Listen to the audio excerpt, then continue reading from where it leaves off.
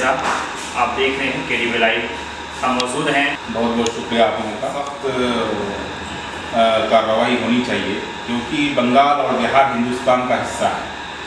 बंगाल एक राज्य है, बिहार एक राज्य है और जब तक बिहार और बंगाल का आना जाना या किसी भी, जैसे कि हम लोगों का लोकल मार्केट इस्लामपुर पड़ता है, हम लोग इस्लामपुर जाते हैं, इस्लामपुर वाले किशन जाते हैं और अगर आना जाना बंगाल का लोगों का आना जाना बंद हो जाएगा, हमारा किशन का आना जाना, बिहार का लोगों का आना जाना बंद हो जाएगा तो बहुत फर्क पड़ जाएगा। तो हम चाहेंगे बंगाल के जो प्रशासन के लोग हैं इन पर तुरंत कार्रवाई करें और जो भी टोटो भाई हमारे गरीब मजदूर लोग हैं, जो हमारे टोटो भाई इस्लामपुर जाते हैं, उसको कोई भी परेशानी होता है तो उनका जिम्मेवारी बनता है कि उसको कोई परेशानी ना हो।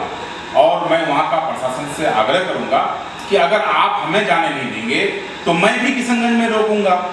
आप मुझे जाने नहीं देंगे, मैं आपको कैसे आने दूंगा?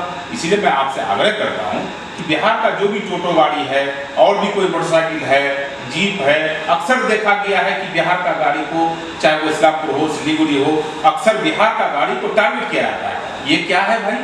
आप बंगाल में आप हमको दुश्मन समझते हैं और आपको हम मेहमान समझें, ऐसा नहीं होगा, ऐसा नहीं चलेगा, ऐसा चलने नहीं देंगे हम लोग। अगर आप हमारा बिहार का गाड़ी को, हमारा बिहार का टोटो को, बिहार का मोटरसाइकिल को, बिहार का गाड़ी को, कोई भी गाड़ी को अगर आप हस्तक्षेप किए, आप रोकने का काम किए, तो मैं बिहार में जितने भी लोग हैं हमारे, मैं उनसे कहूँगा कि मैं भी बंगाल की गाड़ी को डिस्टर्ब करना शुरू कर दूंगा तो बंगाल के लोगों को आना मुश्किल हो जाएगा। इसलिए मैं चाहता हूँ, मैं लड़ाई के मूड में नहीं हूँ, मैं टकराव के मूड में नहीं हूँ, मैं बंगाल और बिहार का जो प्रशासन है, मैं दोनों से आग्रह करना चाहता हूँ कि दोनों आप लोग बात कीजिए। बंगाल का गाड़ी को भी बिहार में दिक्कत ना हो और बिहार का गाड़ी को भी बंगाल में दिक्कत ना हो। जैसे टोटो का भी मामला सामने आया है, मोटरसाइकिल का मामला सामने में आया है, क्यों रोकेंगे भाई? हिंदुस्तान का कानून ही एक है, आप हमको रोकेंगे? हाँ, हमारे पास हेलमेट नहीं है, हमारे पास अगर ड्राइविंग लाइसेंस है आप चेक कर सकते हैं, लेकिन आप किसी वजह से, किसी कारण, बिना कारण आप उसको थाना में ले जाते हैं और 5,000 फाइन कर देते हैं। ये गलत बात है। अगर बंगाल का प्रशासन इसमें ध्यान नहीं देगा तो मैं आग्रह के साथ साथ मैं चेताना भी चाहता हूं कि अगर बिहार का गाड़ी और मोटरसाइकिल के साथ ऐसा हुआ तो बंगाल का भी गाड़ी के साथ किशनगंज में, बिहार में होने लगेगा। अगर बिहार की गाड़ियों को बंगाल में परेशान किया जाता है तो फिर कहीं ना कहीं बिहार में भी इसका रोष दिख सकता है। विधायक जी कह रहे थे, स्थानीय जो सांसद हैं और जो विधायक हैं, अनुमान इस मामले को लेकर अभी तक उन लोगों को अपनी प्रतिक्रिया देनी चाहिए थी, कुछ नहीं किया। देखिए, जनप्रतिनिधि का आवाज़ होना चाहिए, जनता का आवाज़। जनता में कोई परेशानी है तो जनप्रतिनिधि को दायित्व है कि उसका आवाज़ बुलंदी से उठाए। अगर कोई सांसद नहीं उठाता है तो उसका जिम्मेवारी उन पर है, कोई विधायक अगर नहीं उठाता है उनका जिम्मेवारी उन पर है। लेकिन मेरे संज्ञान में आया, मैं चेतावनी देता हूँ बंगाल के सरकार के जो पदाधिकारी हैं, मैं उनसे आग्रह भी करता हूँ इस तरह का मामला सामने नहीं आए और इस तरह का मामला सामने में आएगा बंगाल में तो बिहार में भी हम लोग रोकने का काम करेंगे। लगातार टिकट की मांग भी कर रहे हैं आप 2024 को लेकर के, कई दफा 2024 लोकसभा चुनाव नज़दीक है और लगातार आप टिकट की मांग भी कर रहे थे और कर भी रहे हैं। मैं चाहूँगा कि उस सवाल को पुनः एक बार आपसे किया जाए, इस मांग में आप कायम है या पीछे? मैं मांग नहीं कर रहा हूँ, मैं दावेदारी पेश किया हूँ और कांग्रेस का टिकट मुझे मिलेगा क्योंकि जो क्षेत्र का आवाज़ है, क्षेत्र का एक ही मांग है कि इंडिया गठबंधन में जो कांग्रेस का टिकट मिले वो किसी दूसरे को मिले। जावेद साहब का खिलाफ में पूरा माहौल है। मैं चाहूँगा कांग्रेस आला कमान से कि टिकट बदला जाए और अगर बदला जाए तो मैं दावेदार हूँ और मैं हक रखता हूँ क्योंकि मैं एक बार नहीं, 2 बार नहीं, 3 बार नहीं, 4 बार मैं MLA रहा। इसलिए मैं कांग्रेस का पक्का दावेदार हूँ और मैं यकीन के साथ कहना चाहता हूँ कि टिकट मुझे ही मिलेगा। इस बात की पूरे यकीन के साथ कह रहे हैं टिकट आपको मिलेगा कि कोई सोर्स है या फिर कोई इस तरह का आश्वासन मिला है? सोर्स क्या, मैं कांग्रेस का सिपाही हूँ। कांग्रेस का सिपाही के नाते मेरे अपने ऊपर गर्व है कि मैं कांग्रेस के सिपाही के नाते मैं कह रहा हूँ कि कांग्रेस का डिमांड है, कांग्रेस का मांग है, यहाँ का जनता जन जन कांग्रेसी है। इसीलिए कांग्रेस का जब जन जन में कांग्रेसी है तो कांग्रेस का मांग है तो मैं कांग्रेस का एक सिपाही के नाते मैं हक भी रखता हूँ, दावे भी पेश किया हूँ और मैं यकीन के साथ कहना चाहता हूँ कि मुझे टिकट मिलेगा। वन नेशन वन इलेक्शन की बात चल रही है, बीजेपी की तरफ से प्रस्ताव लाया जा रहा है। अगर ऐसा हो जाता है तो लोकसभा विधानसभा चुनाव एक साथ होंगे, तो इस कानून को लेकर के वन इलेक्शन को लेकर के आए तो उसी कारण से आपने क्या है? नहीं, मैं इसका विरोध में हूँ। वह इसलिए विरोध में हूँ कि आप एक ही इसमें एमएलए और एमपी को घसीटेंगे, ये ना आप पॉसिबल है ना आप कर पाएंगे। और इस तरह का होता है तो करोड़ रुपया का बोझ फिर भारत में पड़ जाएगा, हिंदुस्तान पर पड़ जाएगा, इंडिया पर पड़ जाएगा। इसका देनदार कौन होगा? नरेंद्र मोदी जी का सरकार है, वो जब चाहे जो कानून पास कर ले, ऐसा नहीं होगा, ऐसा होता भी नहीं है।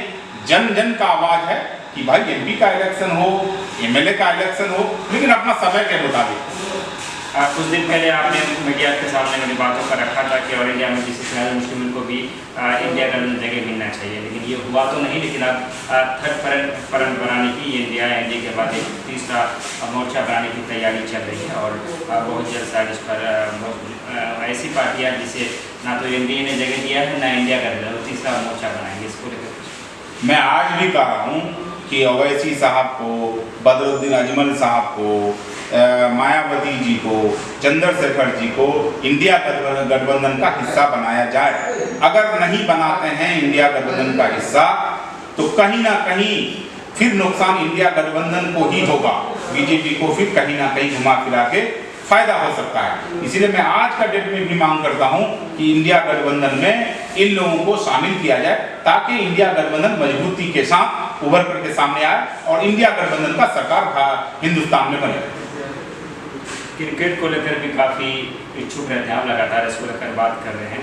कुछ माह पूर्व आपने किसी क्रिकेट को लेकर बयान दिया, जिसे नेशनल मीडिया ने भी जगह दिया था, क्योंकि सिराज नाम से जो एशिया कप हुआ उन्होंने 50 रन पे जो ढेर कर दिया गया श्रीलंका को, तो सिराज का बहुत बड़ा योगदान था। और कहना कि आपने जो बहुत पहले एक मांग किया था कि मुस्लिम क्रिकेट इस तरह करके, क्या कहना चाहेंगे इस? देखिए, मेरा आज भी मांग कायम है।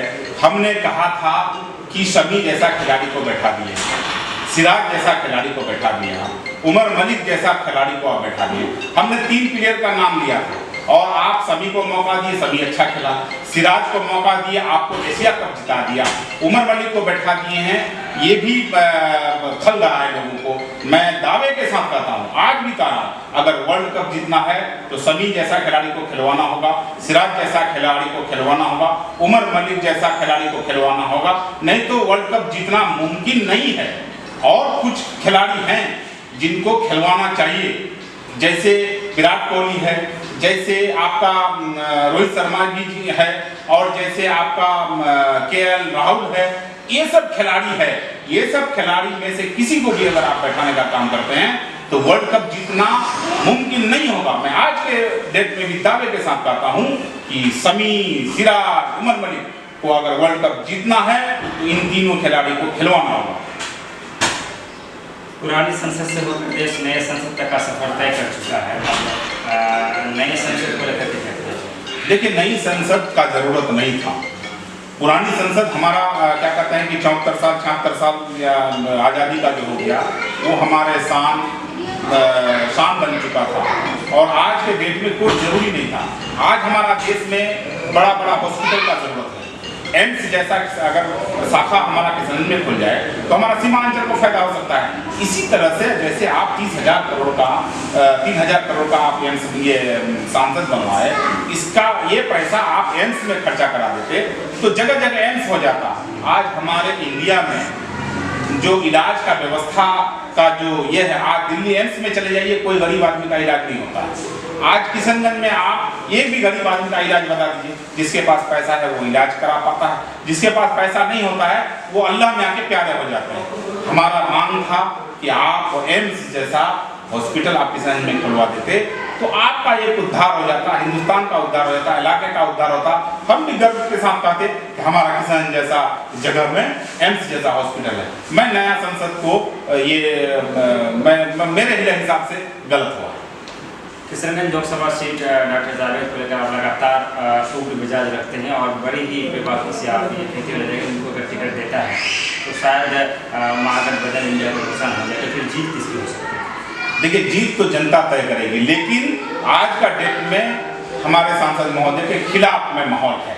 इसीलिए मैं कांग्रेस के पास दावा किया हूं, मैं आला कमान के पास दावा पेश किया हूं कि टिकट काटा जाए सांसद महोदय का और टिकट हमें दिया जाए। आप माहौल जांच कर लीजिए, आप सर्वे करा लीजिए कि इंडिया गठबंधन के तरफ माहौल है, लेकिन आप टिकट फिर अगर जावेद साहब को दीजिएगा तो कहीं ना कहीं फिर नुकसान पड़ेगा।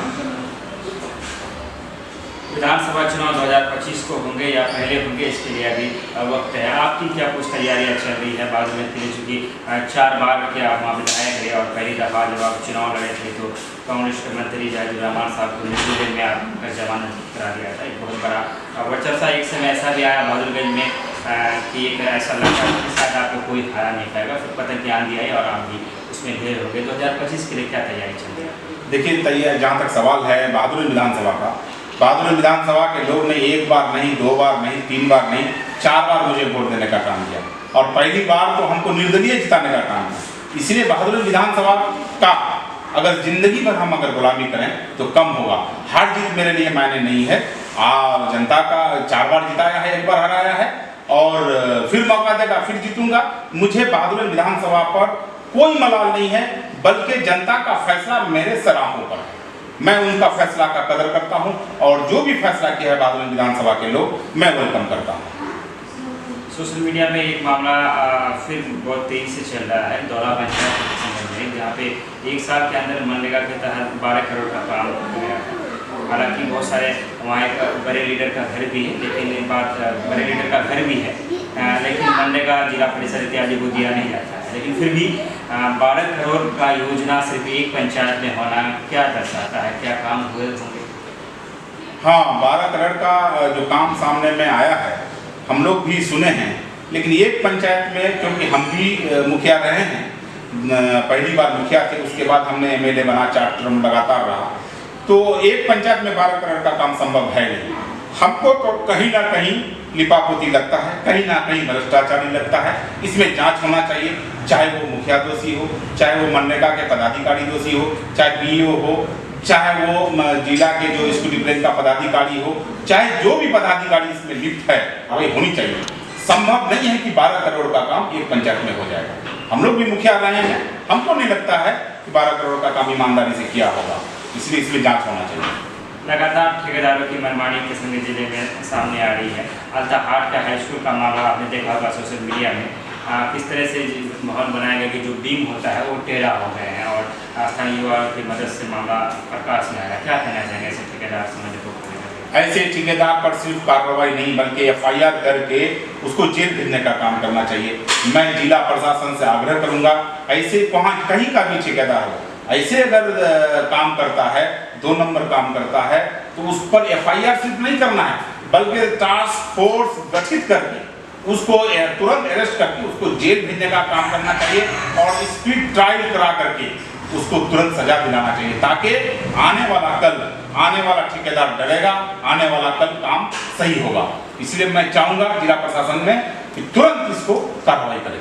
आखिरी सवाल आपसे हम करना चाहेंगे कि किशनगंज में जो है विधायक भी कांग्रेस के आपके और सांसद भी कांग्रेस के, लेकिन अगर हम लारा चौक से निकलते हैं और पश्चिम पाली आते हैं, जाम जो होती है वो एक अलग बात है, लेकिन मारवाड़ी कॉलेज के इर्द गिर्द का जो रास्ता है तो आदमी पैदल सही से नहीं चल सकता है। क्या आप ही के पार्टी के विधायक और सांसद है, कम से कम तमाम तर लोग, पूरा जिला मुख्यालय यहाँ से क्रॉस करता है, कम से कम ये सब जगह जो फ्रंट पेज का है वो सही हो, दुरुस्त हो? इस पर देखिए, जहाँ तक लारा चौक से किशनगंज घुसने वाली रास्ता है जिसमें कॉलेज भी है, जिसमें FCI गोदाम भी है, जिसमें पूरा टाउन क्षेत्र आता है, मैं तो चाहूँगा कि लाहरा से अंदर मार्केट होता हुआ आपका जो रेलवे गुमटी किशनगंज पड़ता है, यहाँ तक चौड़ीकरण करके डबल रोड बनाना चाहिए। और ये जिम्मा है नगर को भी है, ये जिम्मा PWD को भी बनता है, ये जिम्मा जो सांसद और जो MLA है इनको भी जाता है। इनको संज्ञान में लेना चाहिए, क्योंकि जनता का परेशानी नेता का परेशानी होता है, और जनता का परेशानी अगर नेता नहीं लेगा तो वो फिर नेता नहीं होगा, तब तो वो क्या कहते हैं, कुर्सी का लालची होगा। मैं तो चाहूँगा जो भी पद जिसमें कुर्सी में है, मैं ये नहीं कहूँगा कि MLA काम नहीं कर रहा है, MP नहीं कर रहा है, जो भी कुर्सी में है इसको संज्ञान में लेना चाहिए और इसको तुरंत चौड़ीकरण का काम करना चाहिए। लारा से किशनगंज जो घुसते हैं, उसके बाद पश्चिम होते हुए आप किशनगंज रेलवे गुमटी तक जो आता है, ये रोड चौड़ीकरण होना चाहिए और 2 लेन होना चाहिए, एक रोड जाने का, एक तरफ आने का। इस पर काम होना चाहिए। जगह जगह बाईपास जो आपके लोहागड़ा का भी मामला है, सुंदरबाड़ी मारडेंगा का भी मामला है, कुछ दिन पहले जिला परिषद के साथ भी मामला हुआ था कि बाईपास के जो नेशनल हाईवे जो बन रहा है, लगातार लोग मांग कर रहे हैं लेकिन सरकार सुन नहीं रही। देखिए, ये तो केंद्र का पुल है, केंद्र का रोड है, इसमें पहले रोड में बन गया होगा, इसीलिए शायद वो लोग ये कर रहा है। लेकिन मैं तो मांग करता हूँ कि इन लोगों का मांग जायज है। जहाँ जहाँ भी रोड क्रॉसिंग का मामला है, ओवरब्रिज का मामला है, मंदिर क्रॉसिंग का जो मामला है, जायज मांग है। एस्टीमेट बना करके चला गया पहले का इंजीनियर, जो लोग वहाँ यहाँ का लोगों से पहले पूछना चाहिए था कि यहाँ आवागमन कैसा है, नहीं है। ये लोग आँख मूंद करके, चश्मा पहन करके, एस्टीमेट बना करके पास करके काम करा रहा है। मैं कहूँगा कि गडकरी जी से कि फिर से रिव्यू करके इस एस्टीमेट को, जहाँ ज़रूरत है क्रॉसिंग पुल का, जहाँ ओवरब्रिज का, जहाँ अंडर क्रॉसिंग का, इसमें काम होना चाहिए। अभी तो मान रहा हूँ कि ठेकेदार का गलती नहीं है, ठेकेदार जो एस्टीमेट है उसमें काम कर रहा है। लेकिन मैं चाहूँगा कि इस पर आने वाला समय में नुकसान होगा, आने वाला समय में दिक्कत होगा, इसीलिए ये मांग जायज है। जो भी चाहे वो लोहागड़ा का मामला हो, चाहे वो पवाखाली का मामला हो, चाहे वो मारवाड़ा चौक का मामला हो, चाहे वो जिला का कहीं भी जो अंदर क्रॉसिंग का मामला हो, जरूरत है, बननी चाहिए। अभी भी एक पोस्ट हमारे नज़र से गुजरा, सौदसा नरवी साहब जो कि ठाकुरगंज के विधायक है, उन्होंने लिखा है कि भेरबरी फैक्ट्री का जो मामला पुल को लेकर के बहुत बड़ा आंदोलन भी हुआ, तमाम तरह से आप लोग भी मांग उठाते हैं, मंजूरी मिल गई है, उसका बस टेंडर बना बाकी है, क्या कहना चाहिए? देखिए, अच्छी बात है, काम होने जा रहा है, लेकिन ये पुल से बन जाने से किशनगंज जिला का समाधान नहीं होगा। आप चले जाइए चेहरागंज में सुइया पुल आपका पड़ा हुआ है, आप चले जाइए लोधाबाड़ी पुल आधा अधूरा बना हुआ है, आप चले जाइए मटियारी पुल आधा अधूरा काम, मतलब क्या कहते हैं कि रोड दोनों तरफ से प्रधानमंत्री आया हुआ है और पुल के बगैर काम पड़ा हुआ है, आना जाना नहीं हो रहा है। इसी तरह से बहुत ऐसे पुल हैं जो जरूरतमंद हैं। सिर्फ खाड़ी खरकड़ी पुल बन जाने से जिला का समाधान नहीं होगा। आप किशनगंज से बहादुरगंज वाली जो रोड है, इसमें 4 लेन होना चाहिए। बहुत सारे काम है जिला में जो अभी जरूरत है, और मैं नहीं कहूँगा कि सिर्फ खरकड़ी पुल हो जाने से किशन जिला का भला हो जाने वाला है। जब तक किशनगंज से बहादुरगंज चौड़ीकरण 4 लेन नहीं बन जाता है, इस जिला का समाधान नहीं होगा। जब तक के किशनगंज से ठाकुरगंज चौड़ीकरण 4 लेन नहीं बन जाता है, इस जिला का समाधान नहीं होगा। जब तक के सुइया पुल नहीं बन जाता है, मटियारी पुल नहीं बन जाता है, लोधाबाड़ी पुल नहीं बन जाता है, तब तक इस जिला का समाधान नहीं हो सकता है। आखिर में कोई मैसेज देना चाहेंगे किशनगंज से आवाम तक पहुंचाना चाहे 2024 लोकसभा चुनाव? एक ही मेरा ये है कि हमारा किशनगंज जिला का जितने भी नेतागण हैं, जितने भी हमारे सोशल वर्कर हैं, जितने भी हमारे समाज सुधार लोग हैं, जितने भी जनता है, किशनगंज का विकास का मांग हम लोग रखिए।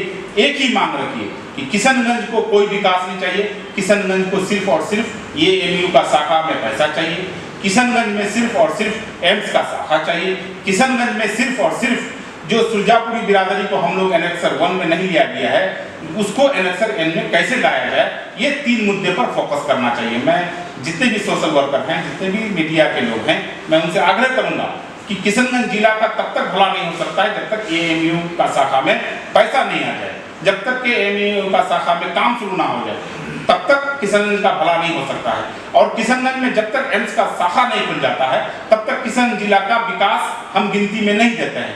और जब तक किशनगंज जिला में सुरजापुरी बिरादरी को एनेक्सर 1 में नहीं लाया जाता है, तब तक हम किशनगंज को विकसित हम नहीं समझेंगे। इसलिए मैं आग्रह करूंगा आप लोगों से भी, खास करके आपका केडीवी लाइव बहुत अच्छा चैनल है और आप लोगों का जो अभी सोशल पे काम चल रहा है, इसी तरह से काम करिए, मेरा यही दुआ है। तो मैं आप लोगों से चाहूँगा कि इस 3 मुद्दे पर फोकस करिए, और ये 3 मुद्दे पर कोई भी दल का राजनीतिक नहीं होना चाहिए। मैं ये 3 काम जो कराएगा मैं उनके साथ हूँ। मैं झंडा नहीं देखूंगा, बैनर नहीं देखूंगा, पार्टी नहीं देखूंगा, मैं किशनगंज में एएमयू में पैसा देखूंगा, मैं किशनगंज में एम्स का शाखा देखूंगा, मैं किशनगंज में सुरजापुरी बिरादरी को एनेक्सर 1 में लाया जाए, यही देखूंगा। ये 3 काम जो कराया, मैं उस पार्टी के साथ हूँ। बहुत बहुत शुक्रिया। 3 मुद्दे को गिना रहे थे, बहुत काम की और अहम की मुद्दों को गिनाया गया। और एक बड़ी बात तो सुभान साहब की तरफ से निकल कर सामने आई कि इन मुद्दों को लेकर जो बात करेगा, जो इसको लेकर काम करेगा, पार्टी के झंडे को साइड में रखकर ये उनके साथ होंगे, क्योंकि ये हमारे जिले के विकास से जुड़ी बात ही है। विदा लेना चाहेंगे, आपसे गुजारिश करेंगे चैनल को सब्सक्राइब करते हुए बेल आइकन को दबाते रहे और मर्यादित तरीके से सभ्यता में रहकर हम दोनों के बीच जो वार्तालाप हुई उसको लेकर आप भी अपनी राय रख सकते हैं। धन्यवाद।